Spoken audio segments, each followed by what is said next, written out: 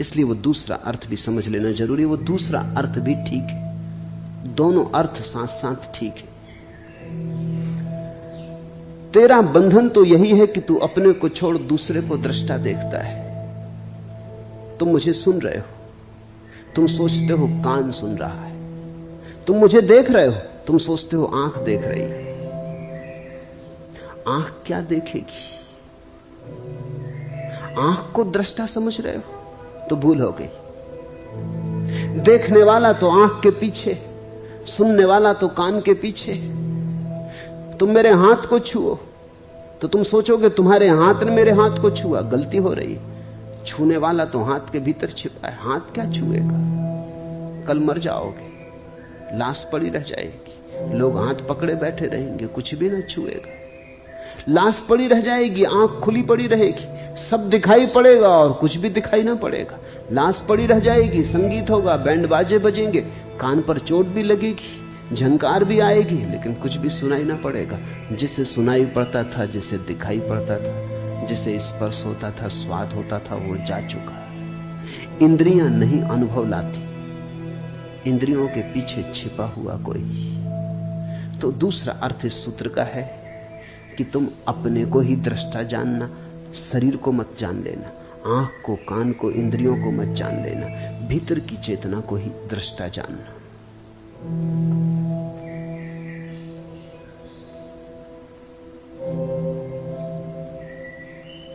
मैं करता हूं ऐसे अहंकार रूपी अत्यंत काले सर्प से दंशित हुआ तो मैं करता नहीं हूं ऐसे विश्वास रूपी अमृत को पीकर सुखी हो। अहम कर्ता इति, मैं करता हूं ऐसे अहंकार रूपी अत्यंत काले सर्प से दंशित हुआ तो। हमारी मान्यता ही सब कुछ है। हम मान्यता के सपने में पड़े, हम अपने को जो मान लेते हैं वही हो जाते। ये बड़ी विचार की बात है। ये पूरब के अनुभव का सार निचोड़ है।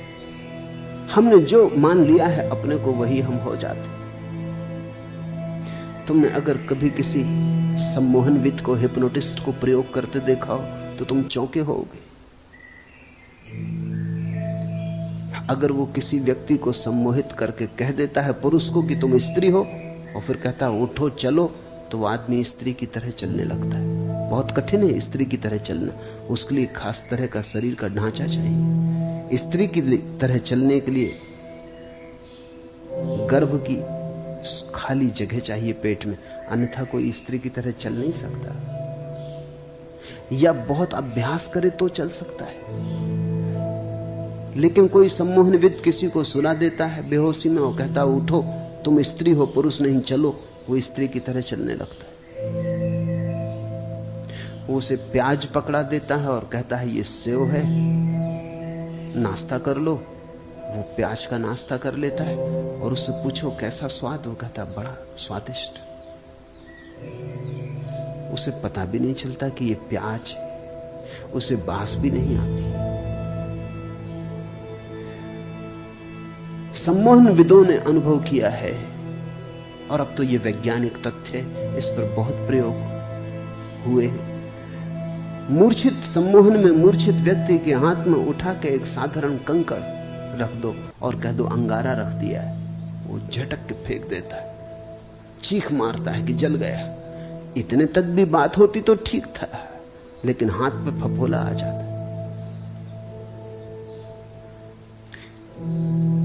तुमने खबर सुनी होगी लोगों की कि जो आग पर चल लेते वो भी सम्मोहन की गहरी अवस्था है। अगर तुमने ऐसा मान लिया कि नहीं जलूंगा तो आग भी नहीं जलाती। मानने की बात है, अगर जरा भी संदेह रहा तो मुश्किल हो जाएगी, तो जल जाओगे। ऐसा बहुत बार हुआ है कि कुछ लोग सिर्फ हिम्मत करके चले गए कि जब इतने लोग चल रहे हैं तो हम भी चल लेंगे, लेकिन भीतर संदेह का कीड़ा था, वो जल गए। ऑक्सफोर्ड यूनिवर्सिटी में इस पर प्रयोग किया गया। लंका से कुछ बौद्ध भिक्षु बुलाए गए थे चलने के लिए। वो बुद्ध पूर्णिमा को हर वर्ष बुद्ध की स्मृति में आग पर चलते, वो बात बिल्कुल ठीक है। बुद्ध की स्मृति में आग पर चलना चाहिए, क्योंकि बुद्ध की कुल स्मृति इतनी है कि तुम देह नहीं हो। तो जब हम देह ही नहीं है तो आग हमें कैसे जलाएगी? कृष्ण ने गीता में कहा है, न आग तुझे जला सकती, न शस्त्र तुझे छेद सकते। नैनम छिदंती शस्त्राणि नाहम दहती पावका।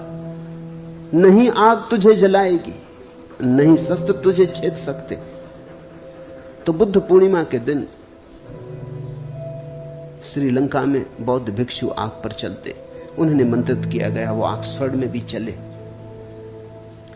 जब वो ऑक्सफोर्ड में चल रहे थे तो एक भिक्षु जल गया। कोई 20 भिक्षु चले, एक भिक्षु जल गया। खोजबीन की गई कि बात क्या हुई। वो भिक्षु सिर्फ इंग्लैंड देखने आया था, उसे कोई भरोसा नहीं था कि वो चल पाएगा। उसकी मर्जी कुछ और थी, वो तो सिर्फ यात्रा करने आया था। उसकी तो आकांक्षा इतनी थी कि इंग्लैंड देख लेंगे, और उसने सोचा जब ये 19 लोग नहीं जलते तो मैं क्यों जलूंगा। मगर भीतर संदेह का कीड़ा था, वो जल गया। और वहीं उसी रात दूसरी घटना घटी कि एक प्रोफेसर, ऑक्सफोर्ड यूनिवर्सिटी का प्रोफेसर, जिसने कभी ये घटना न देखी थी न सुनी थी, वो सिर्फ बैठ के देख रहा था। उसे देख के इतना भरोसा आ गया कि वो उठा और चलने लगा और चल गया। न तो वो बौद्ध था, न धार्मिक था, उसे तो कुछ पता ही नहीं था। उसे तो सिर्फ इतने लोगों का चलना देख के ये लगा, ये भाव ऐसी गहनता से उठा, ये श्रद्धा इतनी सघन हो गई कि वो उठा एक गहन आनंद भाव में और नाचने लगा आग पर। भिक्षु भी चौंके, क्योंकि भिक्षुओं को तो ये ख्याल था कि बुद्ध भगवान उन्हें बचा रहे। ये आदमी तो कोई बौद्ध नहीं है, ये तो अंग्रेज था और धार्मिक भी नहीं था, चर्च भी नहीं जाता था, तो क्राइस्ट भी इसकी फिक्र नहीं करेंगे। बुद्ध से तो कुछ लेना देना है नहीं, इसका तो कोई भी मालिक नहीं था, सिर्फ श्रद्धा। हम जो मानते हैं गहन श्रद्धा में वही हो जाते। मैं करता हूं ऐसे अहंकार रूपी अत्यंत काले सर्प से दंशित हुआ तू। मैं करता नहीं हूं ऐसे विश्वास रूपी अमृत को पीकर सुखी हो। ये वचन ख्याल रखना, बार बार अष्टावक्र कहते हैं सुखी हो। वो कहते हैं इसी क्षण घट सकती है बात। अहम कर्ता इति, मैं करता हूं ऐसी हमारी धारणा है। उस धारणा के अनुसार हमारा अहंकार निर्मित होता है। कर्ता यानी अस्मिता। मैं करता हूं, उसी से हमारा अहंकार निर्मित होता है। इसलिए जितना बड़ा करता हो उतना बड़ा अहंकार होता है। तुमने अगर कुछ खास नहीं किया तो तुम क्या अहंकार रखोगे? तुमने एक बड़ा मकान बनाया तो उतना ही बड़ा तुम्हारा अहंकार हो जाता। तुमने एक बड़ा साम्राज्य रचाया तो उतनी ही सीमा तुम्हारे अहंकार की हो जाती। इसलिए तो दुनिया को जीतने के लिए पागल लोग निकलते। दुनिया को जीतने थोड़ी निकलते।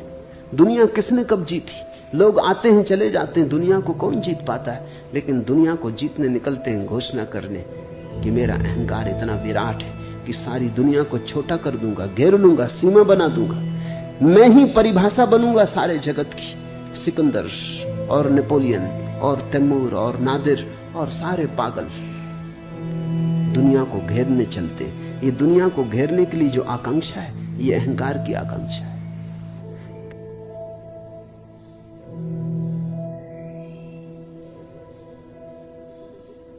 किसी को तुमने देखा मंत्री हो गया या मुख्यमंत्री हो गया, तब उसकी चाल देखी, फिर पद पर नहीं रहा तब उसको देखा, ऐसी खराब हालत हो जाती पद से उतर के। आदमी वही है, बल खो जाता है। वो जो अहंकार का विष था, जो गति दे रहा था, नशा दे रहा था, वो चाल में जो मस्ती आ गई थी, सिर ऊंचा उठ गया था, रीढ़ सीधी हो गई थी, वो सब खो जाता है। क्या हो गया? एक क्षण पहले इतना बल मालूम होता था, एक क्षण बाद ऐसा निर्बल हो गया। राजनीतिक पदों से उतर के ज्यादा दिन जिंदा नहीं रहते। राजनीतिक जब तक जीतते हैं तब तक बलशाली रहते हैं, जैसे ही हारने लगते वैसे ही बल खो जाता। मनोवैज्ञानिक कहते हैं कि लोग रिटायर होकर जल्दी मर जाते। 10 साल का फर्क पड़ता है, थोड़ा बहुत फर्क नहीं। जो आदमी 80 साल जीता, वो जब 60 साल में रिटायर हो जाता तो 70 में मर जाता है। वो 80 साल जी सकता था, कोई और कारण न था मरने का, लेकिन मरने का एक कारण मिल गया कि जब तुम कलेक्टर थे, कमिश्नर थे, पुलिस इंस्पेक्टर थे या कांस्टेबल ही सही, स्कूल के मास्टर ही सही। स्कूल के मास्टर की भी अकड़ होती, उसकी भी एक दुनिया होती। 30-40 लड़कों पर तो रोब बांधे ही रखता है, उनको तो दबाए ही रखता है, वहां तो सम्राट ही होता है। कहते हैं जब औरंगजेब ने अपने बाप को कारागृह में बंद कर दिया तो उसके बाप ने कहा कि मुझे यहां मन नहीं लगता, तू एक काम कर, 30-40 छोटे छोटे लड़के भेज दे, तुम एक मदरसा खोल दो। कहते हैं औरंगजेब ने कहा कि बाप जेल में तो पड़ गया है, लेकिन पुरानी सम्राट होने की अकड़ नहीं जाती, तो 30-40 लड़कों पे ही अब मालकियत करेगा। उसने इंतजाम कर दिया। छोटा छोटा स्कूल का मास्टर भी 30-40 लड़कों की दुनिया में तो राजा है। बड़े से बड़े राजा को भी इतना बल कहां होता है। कहो उठो तो उठते हैं लोग, कहो बैठो तो बैठते हैं लोग, सब उसके हाथ में। स्कूल का मास्टर ही सही, कलेक्टर हो, डिप्टी कलेक्टर हो, मिनिस्टर हो, कोई भी हो, जैसे ही रिटायर होता है वैसे ही बल खो जाता। अब कोई रास्ते पे नमस्कार नहीं करता, अब कहीं भी उसकी कोई सार्थकता नहीं मालूम होती, वो फिजूल मालूम पड़ता है, जैसे कूड़े के ढेर पर फेंक दिया गया या कबाड़ खाने में डाल दिया गया। अब उसकी कहीं कोई जरूरत नहीं, जहां भी जाता है लोग उसको सहते, मगर उनके भाव से पता चलता है कि अब जाओ, भी क्षमा करो, अब यहां किस लिए चले आए, अब दूसरा काम करने दो। वही लोग जो उसकी खुशामद करते थे रास्ते से कन्नी काट जाते, वही लोग जो उसके पैर दाबते थे अब दिखाई नहीं पड़ते। अचानक उसके अहंकार का गुब्बारा सिकुड़ जाता है, जैसे गुब्बारा फूट गया, हवा निकलने लगी, पंचर हो गया, सिकुड़ने लगता है। जीने में कोई अर्थ नहीं मालूम होता, मरने की आकांक्षा पैदा होने लगती, वो सोचने लगता है मर ही जाऊं, क्योंकि अब क्या सहार। रिटायर होकर लोग जल्दी मर जाते क्योंकि उनके जीवन का सारा बल तो उनके साम्राज्यों में था। कोई हेड क्लर्क था तो 10-5 क्लर्कों को ही सता रहा था। इससे कोई फर्क नहीं पड़ता कि तुम कौन हो, तुम चपरासी सही, मगर चपरासी की भी अकड़ होती है। जब जाओ दफ्तर में अंदर तो चपरासी को बैठो, स्टूल पे ही बैठा है बाहर, लेकिन उसकी अकड़ देखो, कहता ठहरो। मुल्ला नसरुद्दीन कांस्टेबल का काम करता था, एक महिला को तेजी से कार चलाते हुए पकड़ लिया, जल्दी से निकाली नोटबुक, लिखने लगा। महिला ने कहा सुनो, बेकार लिखा पढ़ी मत करो, मेयर मुझे जानते, मगर वो लिखते ही रहा। महिला ने कहा कि सुनते हो कि नहीं, चीफ मिनिस्टर भी मुझे जानते, मगर वो लिखते ही रहा। आखिर महिला ने आखिरी दांव मारा, उसने कहा सुनते हो कि नहीं, इंदिरा गांधी भी मुझे जानती। मुल्ला ने कहा बकवास बंद करो, मुल्ला नसरुद्दीन तुम्हें जानता है। उस महिला ने कहा कौन मुल्ला नसरुद्दीन, मतलब? उसने कहा मेरा नाम मुल्ला नसरुद्दीन, अगर मैं जानता हूं तो कुछ हो सकता है, बाकी कोई भी जानता रहे, भगवान भी तुम्हें जानता हो, ये रिपोर्ट लिखी जाएगी, ये मुकदमा चलेगा। हर आदमी की अपनी अकड़ है, कांस्टेबल की भी अपनी अकड़ है, उसकी भी अपनी दुनिया है, अपना राज्य, उसके भीतर फंसे कि वो सताएगा। अहंकार जीता है उस सीमा पर जो तुम कर सकते हो। इसलिए तुम देखना, अहंकारी आदमी हां कहने में बड़ी मजबूरी अनुभव करता है। तुम अपने में ही निरीक्षण करना।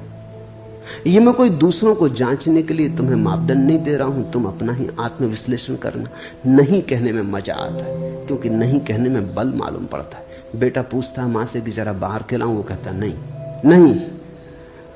अभी बाहर खेलने में कुछ हर्जा भी नहीं है। बाहर नहीं खेलेगा बेटा तो कहां खेलेगा? और मां भी जानती है कि जाएगा ही वो, थोड़ा शोरगुल मचाएगा, वो भी अपना बल दिखलाएगा, बलों की टक्कर होगी, थोड़ी राजनीति चलेगी, वो चीख पुकार मचाएगा, बर्तन पटकेगा, तब वो कहेगी अच्छा जा बाहर खेल। लेकिन वो जब कहेगी जा बाहर खेल तब ठीक है, तब उसकी आज्ञा से जा रहा है।